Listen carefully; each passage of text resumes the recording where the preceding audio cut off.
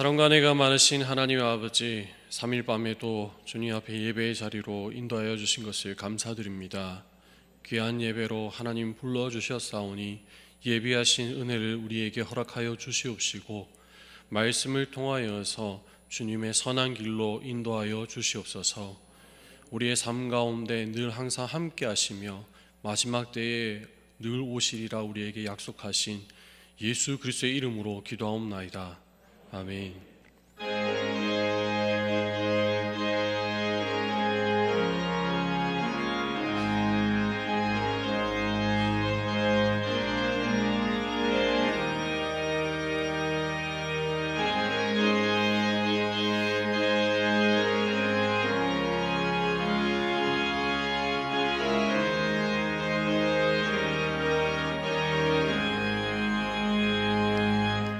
내 영혼의 깊은 데서 맑은 가락이 울려나네.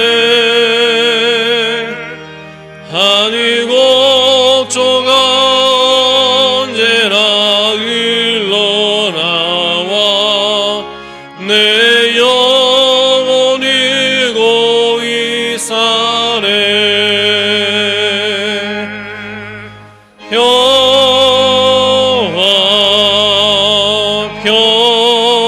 평화로가 하늘 위에서 내려오네. 그 사랑의 물결이 영원토록 내 영혼을 덮이소서.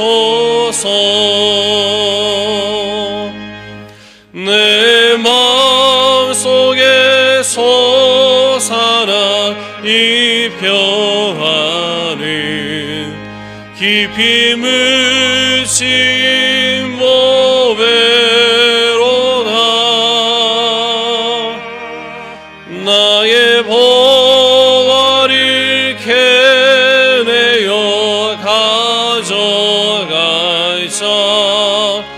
그 아무도 없으리라.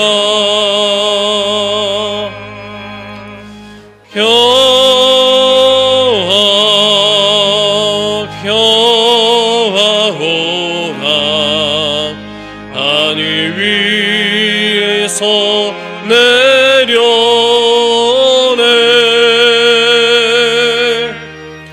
그 사랑의 물결이 영원토록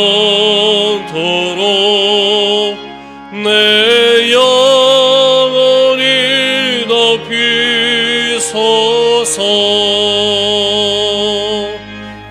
내 영혼의 평화가 넘쳐나는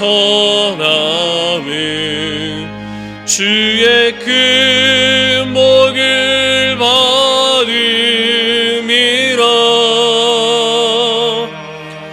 내가 주야로 주님과 함께 있어 내 영혼이 편히 쉬네.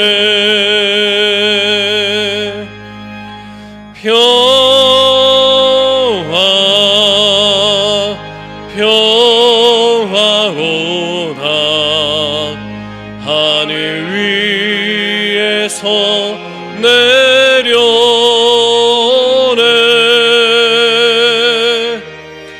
그 사랑의 물결이 영원토록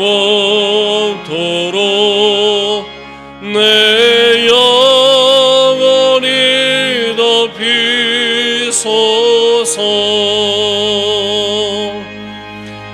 이 땅 위에 험한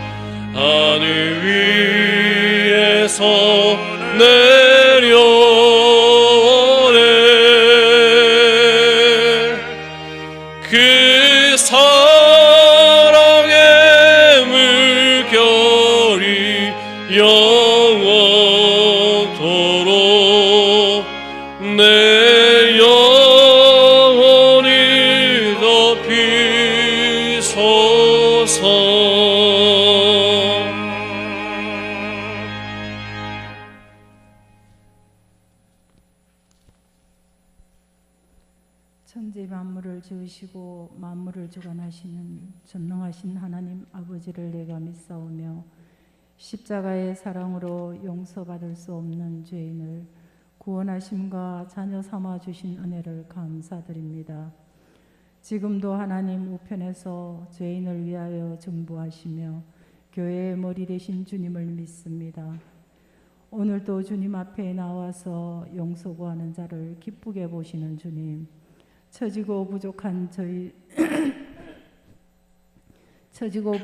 저희를 지금까지 인도해 주시고 품어 주셔서 오늘을 주신 주님께 감사드립니다. 이 모양 저 모양으로 미루고 핑계하며 게으름으로 지낸 시간들을 용서하여 주시옵소서.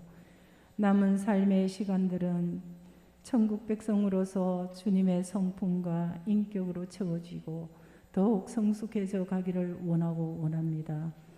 사랑이 많으신 하나님 아버지, 혼란과 이기심에 빠진 이 나라와 민족을 불쌍히 여겨주시고 위정자들에게 하나님을 두려워하는 마음과 하나님에 대한 갈급함이 일어나게 하옵소서.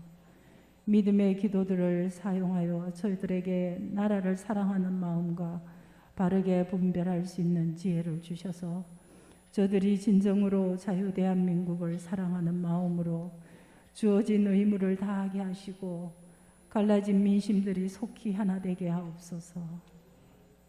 고3들의 남은 시간 진로의 선택과 앞날을 설계할 때에도 주님 함께 하시고 장래에도 언제나 선한 길로 인도하여 주시는 주님을 바라보며 천국 소망을 굳게 하며 천국 자녀로서 믿음의 삶을 살아가게 하옵소서.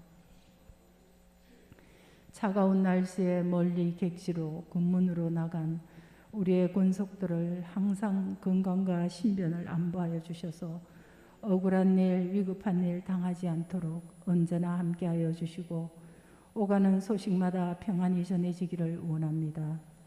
이 제단에 세우신 우리 목사님, 주님께서 늘 사랑하여 주시고 항상 영육의 강건함과 성령 충만 주셔서 전하시는 말씀으로 구원의 확신과 천국 소망이 확장되게 하시고 목사님의 간절한 기도가 주님 앞에 상달되고 주님의 사랑이 함께 하시기를 원하고 바라오며 우리 부교역자님들에게도 같은 은혜와 능력이 따르기를 원합니다.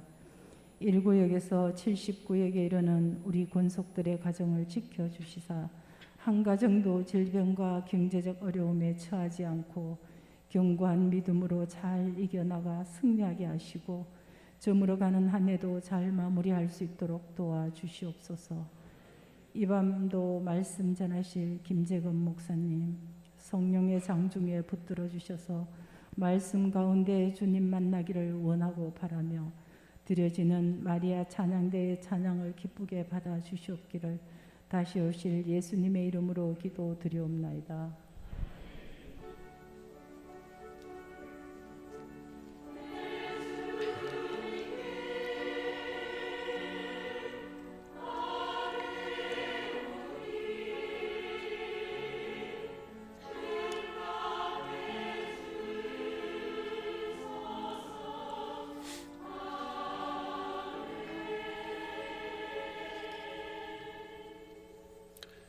함께 살펴볼 말씀은 레위기 3장 3절에서 5절 말씀입니다.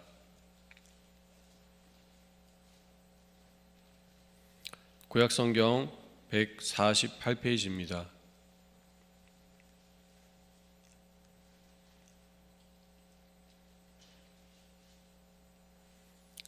레위기 3장 3절에서 5절 말씀을 다 같이 합심하여서 읽도록 하겠습니다.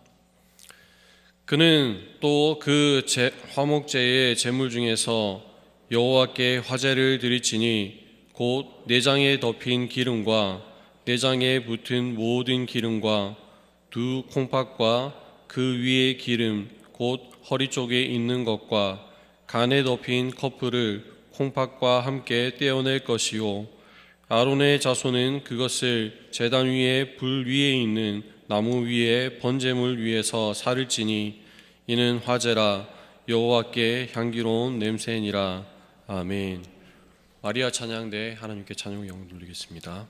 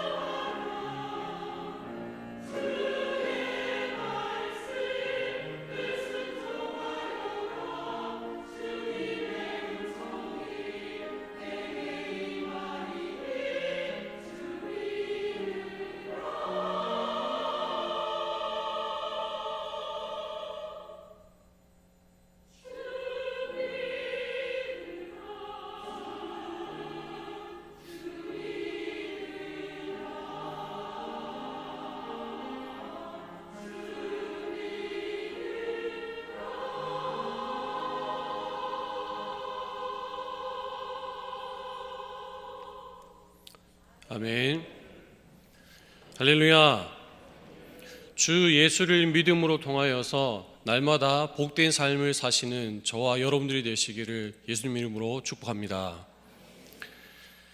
함께 읽으신 본문을 통해서 향기로운 화제 3이라는 제목으로 말씀을 나누겠습니다. 우리는 구약의 제사법이 기록된 이 레위기의 말씀을 살펴보는데요.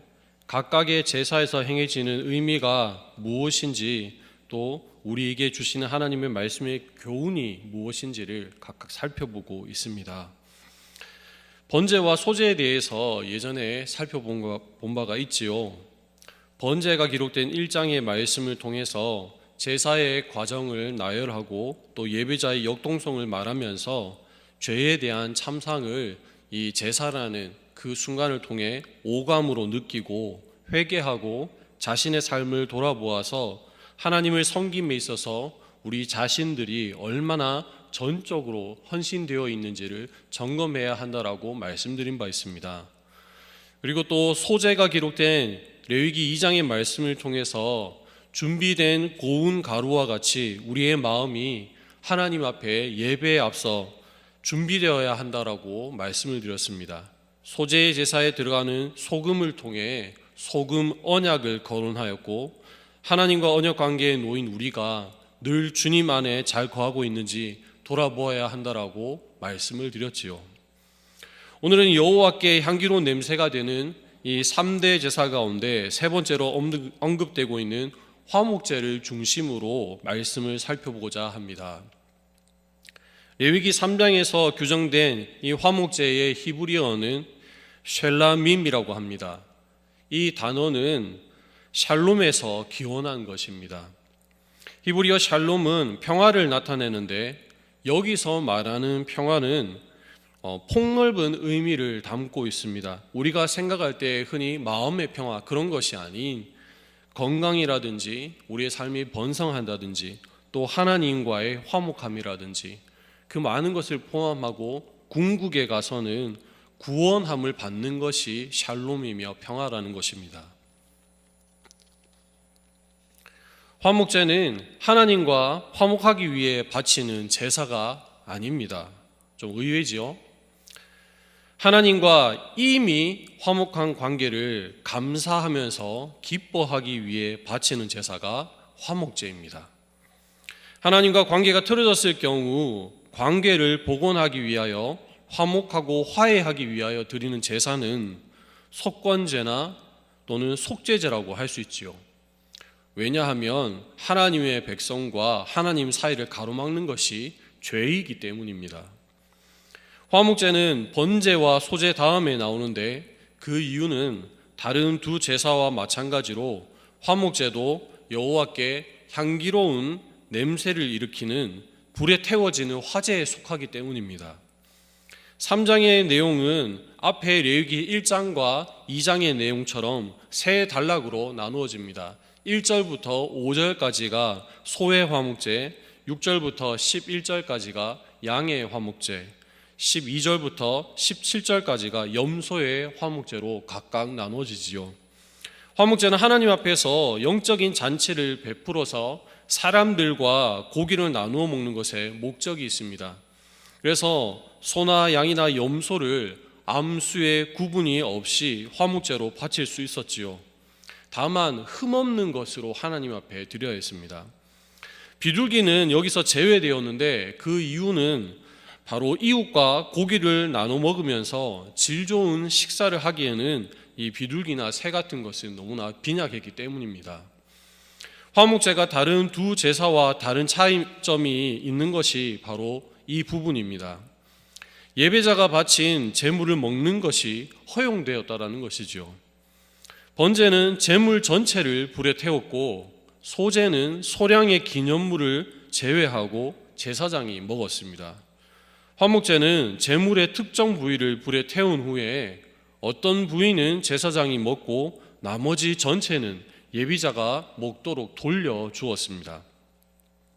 제물의 크기와 양을 보았을 때에 양과 염소는 아마 가족과 친족들을 초대해서 나누어 먹을 것이었을 반면에, 소를 잡을 때는 마을 잔치가 벌어졌을 것이라 예상됩니다. 왜 그렇습니까? 오늘날에는 돈만 있으면 언제든지 살 수 있는 것이 바로 고기입니다. 정육점에 가서 내가 돈만 있으면 흔하게 살 수 있죠.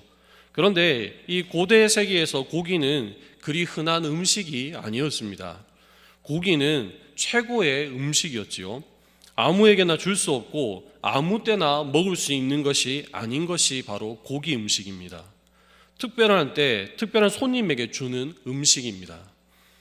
어느 것을 바칠지는 자신의 형편과 감사의 정도에 따라서 제사자 본인이 결정할 수 있었습니다. 목사님, 그렇다면은 그 앞전에 번제라든지 소제에서는 극빈자도 하나님께 제사를 드릴 수 있었는데 화목제는 드릴 수 없었나요? 아닙니다. 극빈자도 이 화목제에 참여할 수가 있었습니다. 단지 이 제물을 못 바치는 거였어요. 이 부유한 자나 또는 화목제를 소나 양이나 염소를 드리는 자가 있으면 그가 드리고 난 이후에 고기를 받고 그 고기를 함께 나눠 먹음을 통하여서 극빈자들은 이 화목제에 동참하였다라고 그렇게 봅니다. 하나님께 바치는 부위는 오늘날로 말하면 이 내장 부위의 기름 덩어리, 두 콩팥, 그리고 간엽이라고 할 수 있겠습니다. 콩팥과 간엽을 바치는 이유에 대해서는 여러 가지 소견들이 있어요. 고대 근동에서는 이 기관들이 인간의 감정이 집약되는 기관, 즉 감정이 좌소하고 있는, 모여있는 그런 곳이라고 보는 견해가 있었습니다. 그리고 또 기름이 많이 있기 때문에 이것을 드렸다고 합니다. 성경에서 기름은 풍요와 번성의 상징이기도 하지요. 그래서 성경을 보면 기름지고 살진이라는 그런 표현들을 볼 수가 있는데요. 이 제일 좋은 것을 나타낼 때에 그런 표현들을 씁니다. 실제로 화목제에서 태워지는 이 부위들을 단순히 기름이라고 표현하기도 하는데 성경에서는 종종 그렇게 이 화목의 제물이 아닌 기름이라고 표기하고 있습니다. 레위기 6장 12절에서는 제단 위에 불이 꺼지지 않게 하기 위해서 제사장은 아침마다 나무를 태우고 번제물을 벌려놓으면서 이 화제물의 기름을 위에 불사르라라고 명하고 있습니다. 그리고 열왕기상 8장 64절과 역대하 7장 7절에 보면은 솔로몬이 성전에 봉헌식을 할 때에도 화목제의 기름이 등장하지요. 양의 경우는 조금 특별한데 미골에서 벤 기름진 꼬리를 잘라 바치라는 규정이 등장합니다. 최근에는 이런 것을 우리가 할 수가 없어요. 그리고 그런 양을 보기가 좀 힘들죠. 이 고대 그 팔레스타인 지역에는 양을 키우는데 그 양의 꼬리에 기름이 가득 차 있었다고 합니다. 우기에 올라온 풀을 뜯어먹고 이 양이 건기를 이기기 위해서 기름을 꼬리에 저장을 했대요.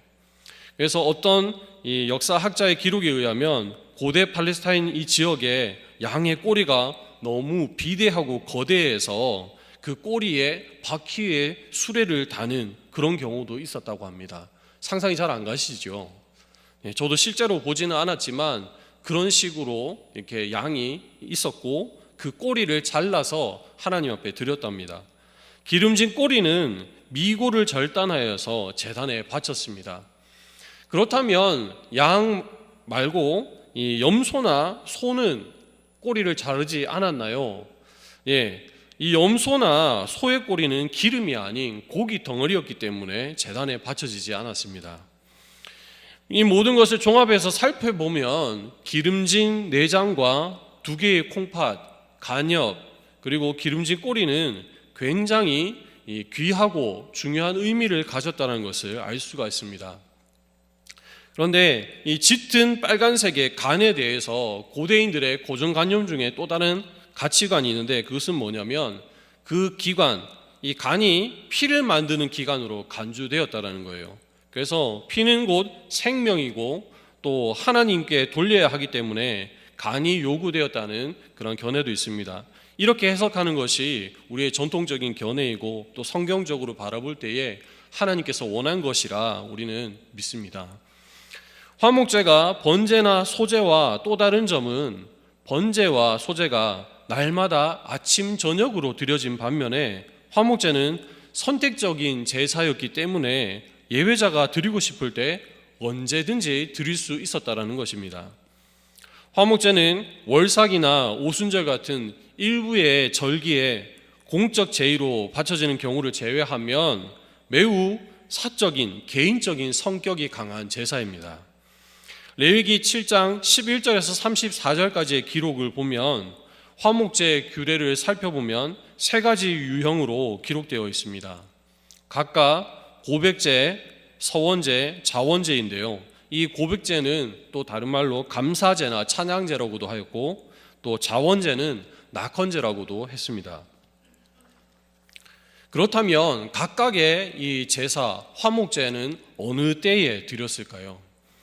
감사제 또는 고백제를 드릴 때에는 제사자가 여행을 무사히 마치거나 전쟁터에서 무사히 돌아왔거나 질병에서 회복되었을 때처럼 이런 특별한 축복을 하나님께 받았을 때, 그럴 때 하나님께 이 고백제, 감사제의 화목제를 드렸습니다.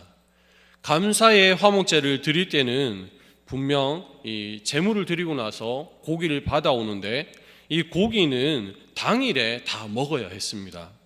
이러한 점은 감사의 기쁨이 충만했을 때 모든 고기를 즉시 다 먹음으로써 오늘 하나님이 비워주시는 그 은혜에 감격하고 찬양하게끔 하였다는 것을 알 수가 있지요. 우리가 바라볼 때에 이 은혜는 언제나 늘 항상 함께 할 것 같습니다. 그러나 그렇지 않지요. 서원제는 그러면 언제 드렸을까요? 말 그대로 하나님 앞에 서원을 하였을 때입니다. 하나님께 서원한 내용을 이행할 때 드리는 제사이지요. 대표적인 예가 한나가 아들 사무엘이 젖을 뗀 뒤 성전에 데리고 올라가서 서원을 실행하였던 장면입니다. 서원제로 하나님 앞에 바치고 마찬가지로 약속하였던 사무엘도 하나님의 성전에 바쳤지요. 서원의 화목제는 이튿날까지 고기를 먹고 종종 이 서원을 이행하기 위해서 화목제와 더불어 번제도 함께 드렸습니다. 그 다음 있는 이 화목제의 유형은 마지막 세 번째로 자원제인데, 또는 낙헌제라고도 하는데, 특별한 일이 있어서 감사하는 것이 아니라 단순히 기쁜 마음으로 하나님께 자원해서 드리는 화목제물이 바로 이 세 번째 유형이었습니다. 이때도 이튿날까지 고기를 먹을 수 있었어요. 이 경우에는 순전히 하나님 앞에 자발적으로 드리는 것이었기 때문에 약간의 흠이 있는 짐승도 바칠 수 있었습니다. 앞에서 말했던 감사제라든지 서원제라든지 이럴 때에 드리는 제물은 흠이 없는 순전한 것을 드려야 했지만, 이 마지막 세 번째 자원제는 하나님 앞에 약간의 흠이 있는 것을 드릴 수 있었는데, 여기서 말하는 흠이라는 것은 뭐냐면 태생적으로 이렇게 양이 나오거나 소나 염소가 나왔을 때 그 생김새가 정상적이지 않는 걸 말하는 거예요. 어떤 부위가 다리가 좀 짧을 수도 있고 길 수도 있고, 또는 뭐 약간의 상태가 고르지 않는, 그것이 온전하고 흠이 없는 상태가 아닌 것으로 이 성경에, 그리고 그때 사람들은 바라봤는데, 이때 당시에 자원제를 드릴 때에는 그 정도의 흠은 하나님 앞에 드릴 수 있었다는 것입니다. 이 화목제의 고기는 지정된 기간 이후로는 고기의 거룩성, 하나님께서 부어주신 은혜를 상실하여서 더러운 고기 또는 부정한 고기, 부패한 고기로 간주되었습니다.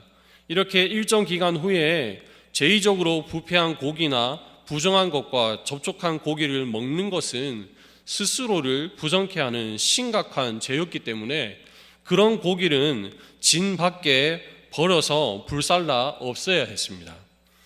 또한 부정한 사람들이 화목제 고기를 먹으면 백성 중에서 끊어지는 그런 형벌을 받았지요. 이 말은 공동체에서 제하여 버린다는 겁니다. 고대 사회에서 무리로부터 배제되는 것은, 이것은 죽음과 직결되는 의미입니다. 그렇다면 화목제를 통해서 하나님께서 우리에게 주시는 메시지는 무엇입니까? 그 첫 번째는 하나님은 우리의 중심을 드리는 예배를 받기 원하신다는 것입니다. 제가 방금 전에 화목제의 특징 중 이 기름진 내장, 콩팥, 간엽, 기름진 꼬리를 바치는 이유에 대해서 설명해 드린 바가 있습니다. 사람의 감정이 집약되는 기관으로 보기도 하고 기름지고 살찐 것으로 풍요와 번성의 의미로 보기도 했습니다. 그것을 다스리시는 분이 하나님이시라는 고백으로 드린다고 하였죠.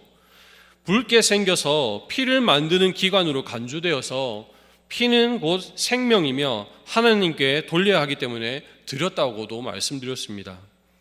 또한 제사를 이어가는 필수 요소로서의 기름이기도 했고, 이 모든 것의 핵심은 제사의 중요한 부분을 하나님께 드렸다라는 것입니다. 우리가 하나님 앞에 예배를 드림에 있어서 가장 중요한 것은 무엇입니까? 우리 각자마다 하나님 아버지 앞에 예배를 드리러 나올 때에 그 중심이 다를 것입니다. 우리에게 있어 가장 좋은 것, 필수로 하나님께 드려야 하는 것이 있는데 그 핵심이 무엇인지 여러분들의 마음 가운데 질문해 보시기 바랍니다. 저는 이 말씀을 보면서 그것은 바로 우리의 중심, 우리의 마음을 하나님께 드려야 한다라고 이 말씀을 통해 깨닫게 되었습니다. 하나님은 사람의 겉모습을 보시는 게 아니라 중심을 보신다고 말씀하셨습니다. 하나님께서는 예배하는 자를 지금도 찾으시는데 어떻게 예배하는 자를 찾으십니까? 너무나도 잘 알고 있는 말씀이죠. 요한복음 4장 24절 말씀입니다. 하나님은 영이시니 예배하는 자가 영과 진리로 예배할지니라. 하나님께서는 자신의 마음을 다하여서 진심을 다하여서 하나님께 마음을 쏟아놓고 예배하는 자를 찾으십니다. 사마리아 수가성 여인에게 예수님께서 말씀하셨지요.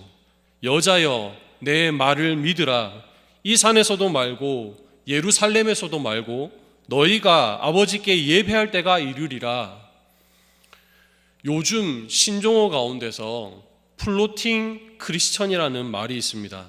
혹시 들어보셨습니까? 요즘 예배 드리기가 얼마나 좋습니까? 현장 예배를 드릴 수도 있고 또는 영상 예배로도 드릴 수 있지요. 그런데 이 플로팅 크리스천이라는 말을 우리말로 직역하면은 붕 떠있는 기독교인이라고 말할 수 있습니다. 여기저기 떠도는 기독교인이라고 말할 수 있는 것이지요. 이와 비슷한 유형의 기독교인 혹은 성도가 있습니다. 가나안 성도라고 하는데 이 가나안 성도와 플로팅 크리스천은 비슷한 듯하지만 좀 다릅니다. 가나안 성도는 자발적으로 교회를 안 나가는 사람들을 가리키는 말입니다. 그래서 가나안, 거꾸로 하면 안 나가이지요. 이 플로팅 크리스천들은 이 전 세계적으로 발발한 코로나19라는 전염병으로 인해서 비자발적으로 생겨났다는 것입니다. 때로는 개인의 건강 때문에 또는 직장의 이유 때문에 여러 가지 어떤 이유들 때문에 예배에 그 전에 꾸준히 나오셨던 분들이 마음을 잡지 못하고 못 나오는 경우가 있습니다.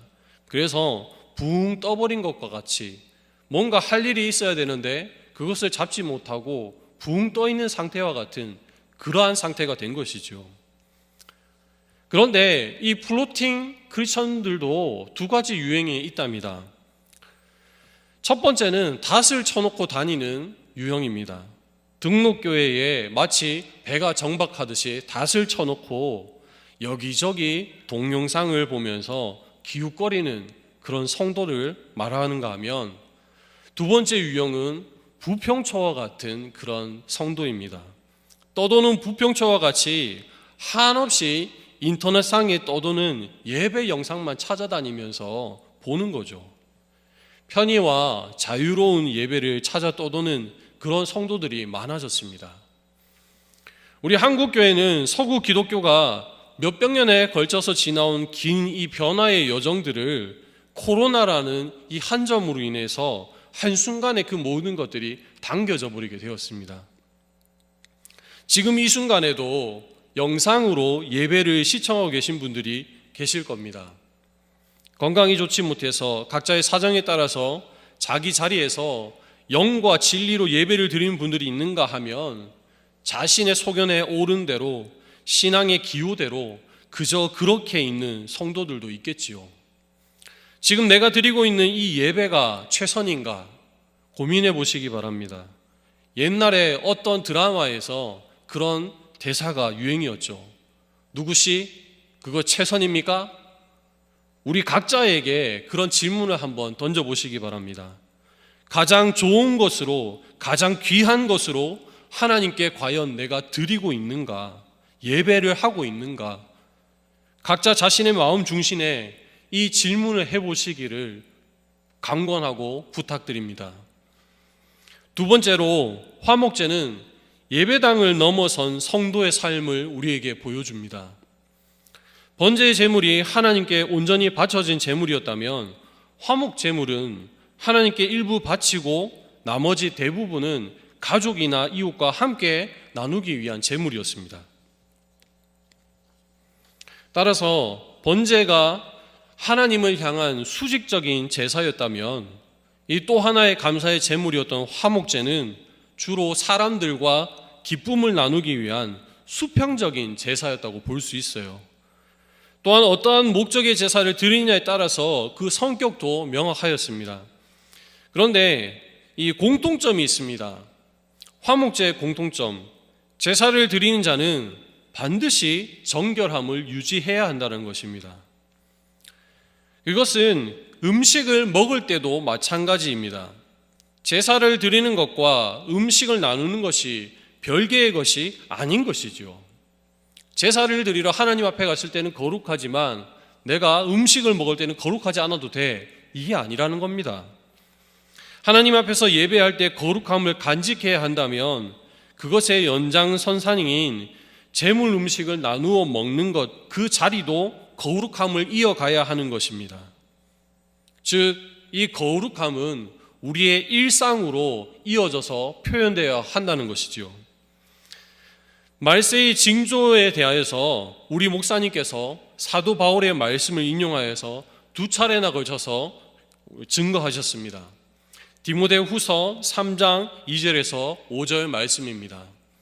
사람들이 자기를 사랑하며 돈을 사랑하며 자랑하며 교만하며 비방하며 부모를 거역하며 감사하지 아니하며 거룩하지 아니하며 무정하며 원통함을 풀지 아니하며 모함하며 절제하지 못하며 사나우며 선한 것을 좋아하지 아니하며 배신하며 조급하며 자만하며 쾌락을 사랑하기를 하나님 사랑하는 것보다 더하며 경건의 모양은 있으나 경건의 능력은 부인하니 이 같은 자들에게서 네가 돌아서라. 모든 거짓되고 악한 성품에 대한 것들이 거론이 되어지고 제일 마지막에 뭐라고 주의를 하고 있습니까? 경건의 모양은 있으나 경건의 능력이 없다라고 말씀하시고 이와 같은 자들에게서 떠나라고 말씀하고 있죠. 우리가 이 예배당에서 하나님을 찬양하고 하나님을 높이고 하나님께 기뻐하지만은 이 예배당의 문을 나서는 순간 우리의 입술에, 우리의 생각에, 우리의 마음에 이러한 것이 가득 차 있다면은 우리는 경건의 모양은 있지만 경건의 능력은 상실한 기독교인이 될 것입니다. 예수님께서는 우리에게 뭐라고 말씀하십니까? 마태복음 7장 20절입니다.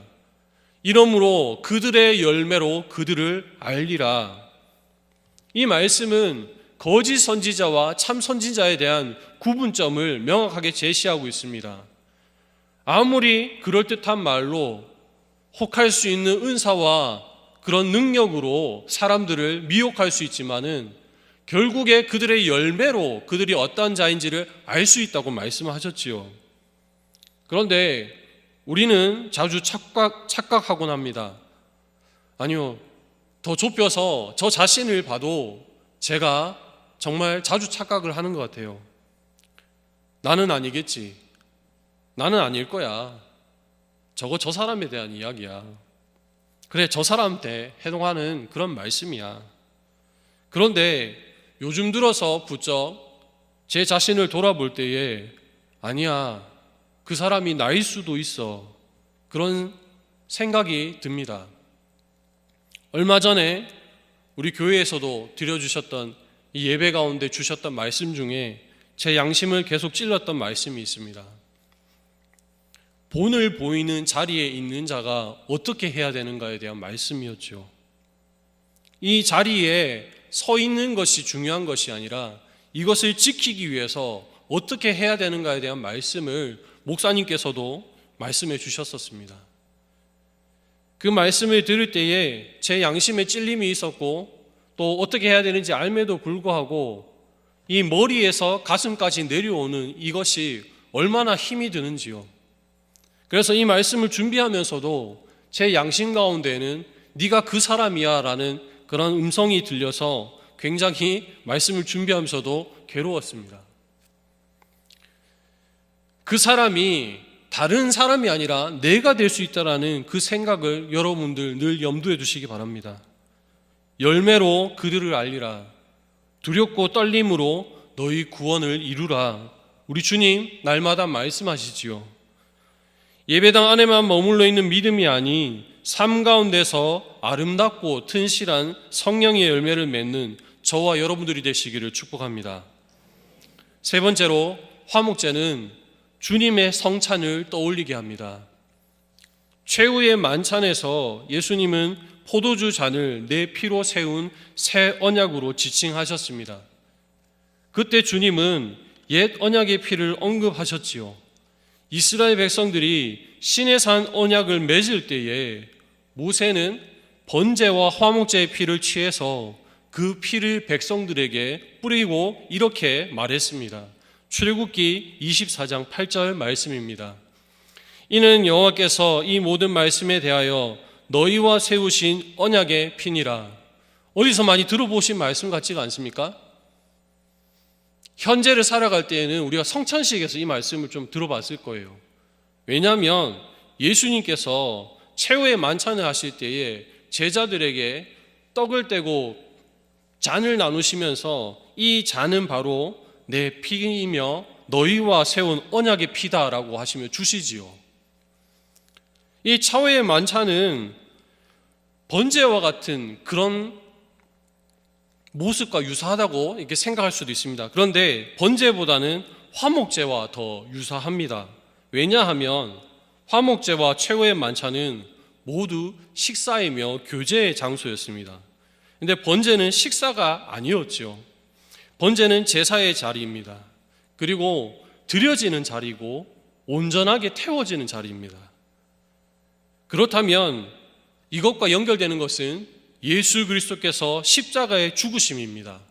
번제의 모습은 이와 같고 예수 그리스도께서 제자들과 자신의 살과 피를 나누신 그 모습은 바로 이 화목제와 더 긴밀하게 관계가 있고 연결된다는 것입니다. 성찬과 화목제의 또 다른 유사점은 두 의식 모두 예배자가 정결해야 한다는 것입니다. 참여하기에 적합한 상태에 있어야 한다는 것이죠. 성찬식에 참여할 때 이 구절을 많이 들어보셨을 것입니다. 고린도후서 11장 27절 말씀입니다. 그러므로 누구든지 주의 떡이나 잔을 합당하지 않게 먹고 마시는 자는 주의 몸과 피에 대하여 죄를 짓는 것이니라. 이것에 대한 결과는 무엇입니까? 주의 몸을 분별하지 못하고 먹는 자에게는 하나님의 형벌이 약속되어 있습니다. 이 뒤에 말씀을 살펴보면은 사도 바울이 이렇게 말하고 있지요. 너희 중에 약한 자, 병든 자가 많고 잠자는 자도 적지 아니하다. 잔다라고 표현했지만 죽는 것입니다. 사도 바울은 고린도전서에서 이렇게 말씀하셨다는 말입니다. 화목제의 규정에는 정한 날에 음식을 먹지 않고 남겨둔 음식을 먹으면 부정하다라는 말씀이 있지요. 그 결과는 백성들에게서 끊어짐을 당하는 것입니다. 즉 죽음입니다. 구약시대의 예배자가 화목제에서 하나님을 찬송하고 서원하며 하나님께 간청을 했던 것처럼 우리 그리스도인도 성찬의 의식을 하나님께 드릴 때에 하나님에 대한 섬김을 다짐하고 하나님께 기도하며 주님의 베푸르신 은혜를 찬양합니다.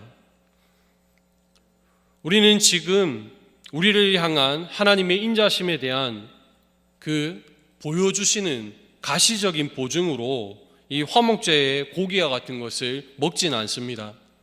대신에 성찬에 참여함을 통하여서 하나님께서 예수님께서 자신의 살을 찢으신 떡을 먹고 피와 같은 그것을 쏟으신 포도주를 함께 마심으로 주님과 주님의 죽음에 동참하는 것입니다.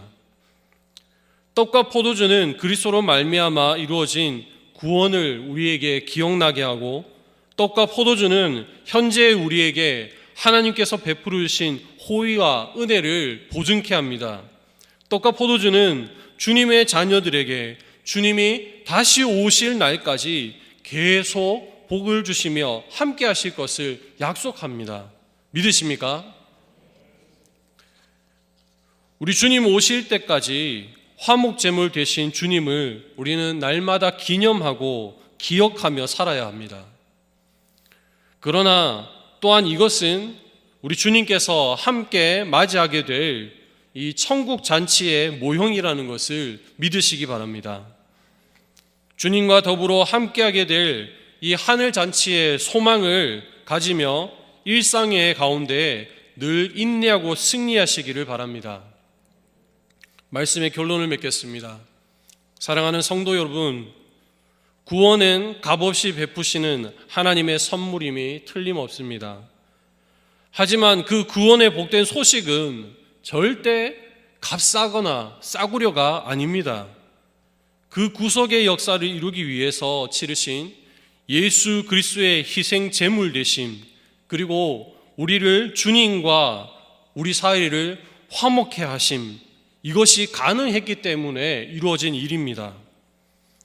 화목제를 드린 이후 함께 음식을 나누며 하나님의 임재와 화평을 맛보았던 이스라엘 백성들처럼 주께서 우리와 더불어 먹고 우리도 주님과 더불어 먹는 교제와 사귐이 충만한 성도의 삶을 누리시기를 예수님의 이름으로 축복합니다. 기도하겠습니다. 사례약사시는 하나님 아버지 앞에 나아갈 때에 우리가 예배의 현장에서만 하나님을 찬양하고 하나님을 높이는 것이 아닌 우리의 삶의 현장 가운데서 우리의 마음의 중심을 하나님께 드리며 우리의 삶이 거룩하게 하나님을 닮아가고 성화에서 영화에 이르기까지 나아갈 수 있는 믿음의 능력을 더하여 주시옵소서. 또한 주님께서 우리를 위하여 피 흘리시고 찢기신 것을 기억하면서 주의 성찬을 기억하고 또 그것이 천국의 모형이라는 것을 우리가 떠올릴 때에 속히 하나님의 나라에 대한 소망, 하나님의 나라에 가고 싶은 열망들을 우리의 삶 가운데서 불태우며 우리 믿음의 선조들이 그 신앙 가지고 주님 담력으로 세상을 이겨나간 것처럼 우리들 또한 이 세상에서 이겨나갈 수 있도록 주님 도와주시옵소서. 이 땅 가운데 다시 오실 예수 그리스도의 이름으로 기도하옵나이다. 아멘.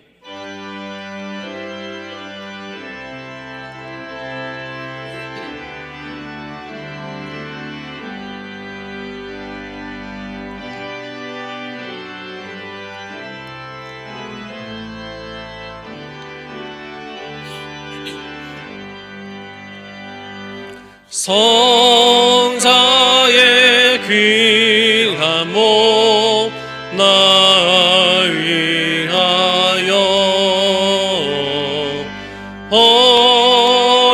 버리신 그 사랑 고마워라.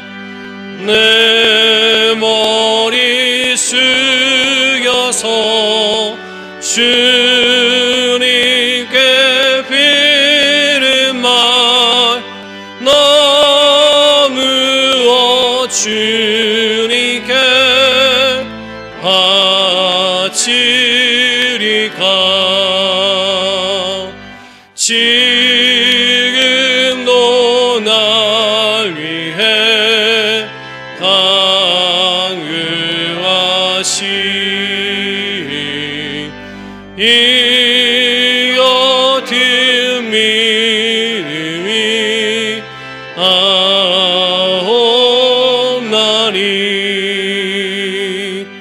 주님의 참 사랑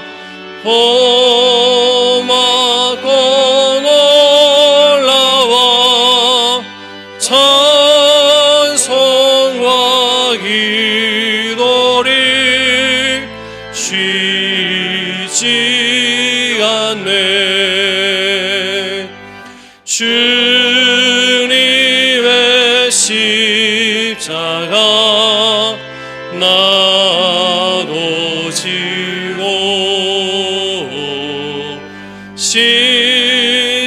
신실한 믿음과 마음으로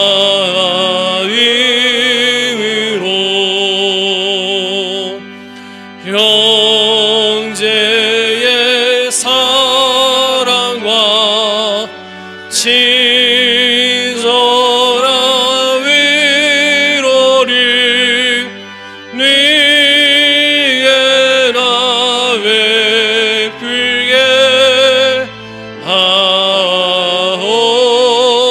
하옵소서. 만 가지 은혜를 바라시니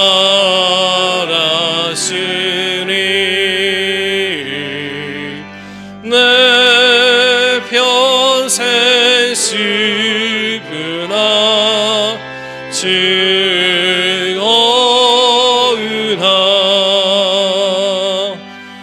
이 몸을 온전히 주님께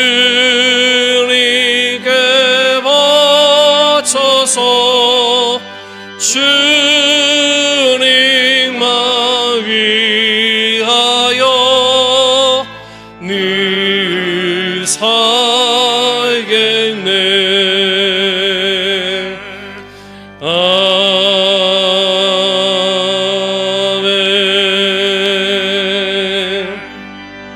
예물 드렸습니다.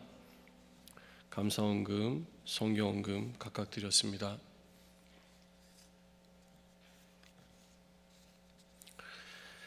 사역사시는 주님, 모든 것이 주님의 것이며 모든 것이 당연한 것이 아닌 하나님의 은혜임을 기억하면서 하나님 앞에 감사의 예물을 드립니다. 귀한 이 헌금이 하나님께 드려질 때에 하나님 기쁨이 되어지게 하여 주시고 우리의 삶 가운데 능력 주시며 새 힘이 되어서 주님 물질 얻는 능을 더하여 주시며 또 무엇보다 무엇을 심든지 30배, 60배, 100배의 결실을 맺는 역사가 있게 하여 주시옵소서. 그래서 하나님의 살아계심을 전할 수 있는 복음의 통로의 삶을 살게 하여 주시옵시고 하나님 앞에 선교의 헌금을 드리며 하나님의 마음을 품고자 하는 귀한 성도들 가운데 주님 찾아가셔서 하나님의 나라에 대한 소망을 허락하여 주시고 하나님의 나라의 비전을 품고 삶 가운데서 하나님의 나라를 경험하는 귀한 성도들, 주님의 자녀들 될 수 있도록 도와주시옵소서. 이 물질이 잘 선용될 수 있도록 우리에게 지혜를 더하여 주시옵시고 우리 교회가 이 지역 가운데 좋은 소식들, 좋은 영향력들을 미칠 수 있도록 주님 역사하여 주시옵소서. 다시 오실 예수 그리스도의 이름으로 기도하옵나이다. 아멘. 지금은 우리 주 예수 그리스도의 크신 은혜와 하나님 아버지의 말로 닿을 수 없는 사랑과 성령님의 감동, 교통하심의 역사가 말씀을 듣고 믿음대로 살기 원하며 성전 미문에만 머물러 있는 신앙이 아닌 삶 가운데 경건의 능력을 실천하고 경건의 능력을 바라며 하나님의 나라에 대한 소망을 가지고 살기로 결심하고 결단하는 모든 화원 성명의 권속들 머리 위에 사업장과 일터 위에 지금으로부터 영원토록 항상 함께 있을지어다. 아멘.